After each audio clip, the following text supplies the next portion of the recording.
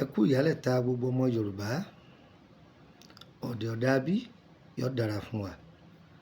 Mo ní n tó padà wá lẹ́ẹ̀kan sí ni.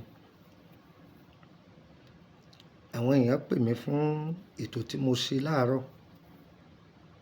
Wọ́n ní kí n tó ẹnìkan sẹ́ǹdì nǹkan kan sí mi, wọ́n ní dáhùn lẹ́kọ̀ọ́ lórí ẹ̀. Ẹ wo kòkòrò yìí. Nílẹ̀ Yorùbá a máa ń pè ní ìrẹ̀. Kòkòrò ìrẹ̀. Wọ́n ní ṣó wúlò, mo ní wúlò rẹ̀ pọ̀. Kòkòrò ìrẹ̀. Ẹ lọ wá ewé àkókò. Ẹ wá odidi atare. Àkókò yìí ẹ jẹ́ ó jẹ́ tútù. Ẹ fi ewé àkókò tẹ́sàlẹ̀. Ẹ fi ìrẹ̀ sáàrín. Ẹ tún fi ewé àkókò bò. Ẹ wá fatare lé lórí. A wá jò. A jò. Ìwúlò rẹ̀ dáa gan o. Etí ẹlòmíì a máa gbọ́ ohùn.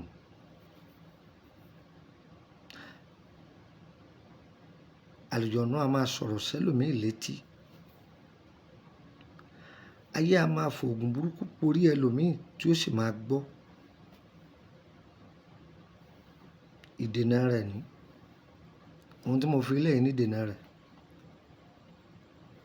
Ṣé rẹ́gbẹ̀ẹ́ etí báyìí?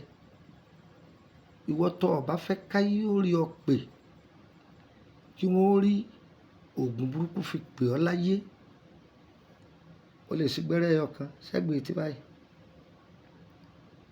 àti etí kejì kọ̀ọ̀kan fira á tán. Bí wọ́n ń pè ọ́ kò ní irọ́, kì í ṣèwọ. Irọ́ ni. Irọ́ ni. Irọ́ ni. Ọ̀pá kì í pohùn mágogo lẹ́nu. Ọ̀wọ́ ẹ lọ ṣe é. Bẹ́ẹ̀ torí ara yín ṣe é, torí ọmọ yín ṣe é o.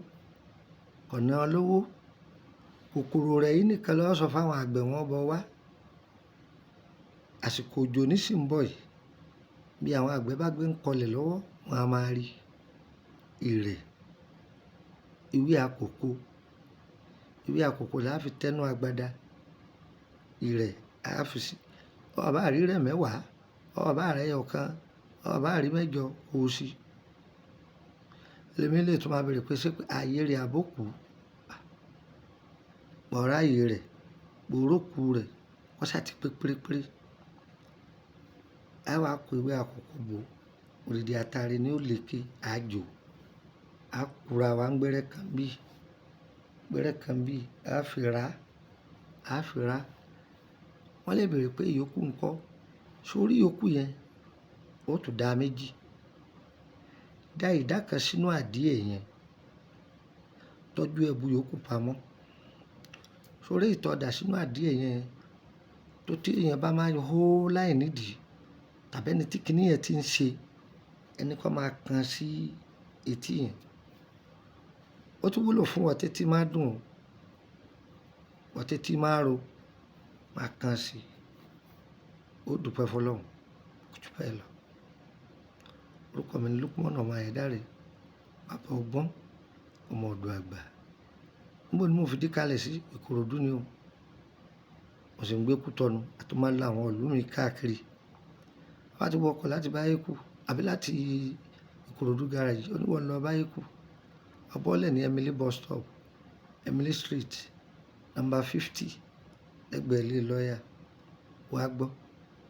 Èyí tó ju àdírẹ́sì lòun ní nọ́mbà. Ẹ rí pé a sábà fa àdírẹ́sì sí mọ́ torí pé ṣé mọ̀, àní pẹ́ kò ń bí. Táwa náà ń lo ààyè tiwa. Ìdí ṣùgbọ́n bá àwọn kan tó ń sọ pé ẹ máa fa àdírẹ́sì sí kí wọ́n má lérò pé báyà àwọn ọmọ ayé òde òní tí wọ́n kàn máa wí awúrúju fún yín. Ọlọ́run má jẹ́ ara ìdá àwọn ọ́fíìsì kò sì jẹ́nu. Ọ̀yá mú nọ́mbà yìí ọ̀dọ̀ +234 80 32 98 32 98 +234 80 32 98 32 98 gbà kan sí +234 81 33 155 111 +234 81 33 155 111.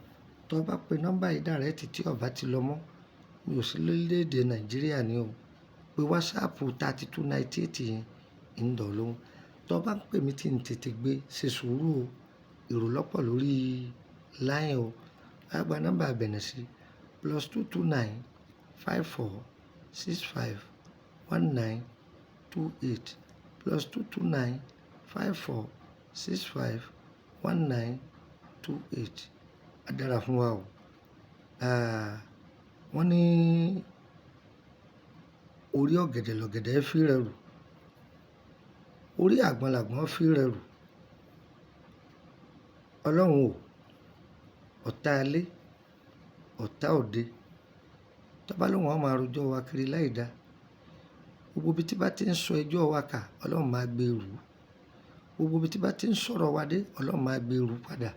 Torí pé bí ọ̀gẹ̀dẹ̀ bá dúró sí, bẹ́ẹ̀ náà lásọ rẹ̀ ya mọ́lá. ń sojú ewúrẹ́ ni wọ́n fi mọ́ ọmọ rẹ̀ bọ́fá, sojú àgùntàn náà ni wọ́n fi mọ́ ọmọ rẹ̀ bọ́fá.